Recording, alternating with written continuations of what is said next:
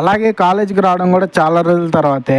మన తెలుగుడు తిలక్ వర్మ అయితే సెంచరీ కొట్టాడు. Day 10 of running A cafe as a student. Night cafe లోనే పడుకున్నాను. ఇంకా ఉదయాన్నే 5 గంటలకు లేచి కేఫ్ ఓపెన్ చేసి టీ పెట్టేసి ఇంటికి అయితే వచ్చేసాను. ఇంటికి వచ్చేసి కాలేజ్కి అయితే రెడీ అయిపోయాను.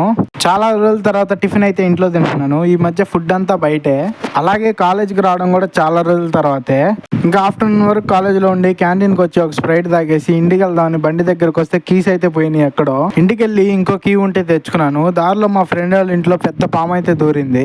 ఈవినింగ్ కేఫ్ కి అయితే వచ్చేసాను. మన దగ్గర ప్రతిరోజు సమోసా పుల్కా చపాతీ అయితే ఉంటాయి, ఖచ్చితంగా ట్రై చేయండి. ఇందులో cool drinks fan and franchisee నుంచి టేబుల్స్ అయితే వచ్చాయి. అలాగే వుడెన్ ఫెన్సింగ్ కోసం చెక్కలు అయితే వచ్చేసాయి. ఇందులో మ్యాచ్ అయితే స్టార్ట్ అయిపోయింది. ఈ రోజు మ్యాచ్ వచ్చేసి ఎంఐ వర్సెస్ జీటీ.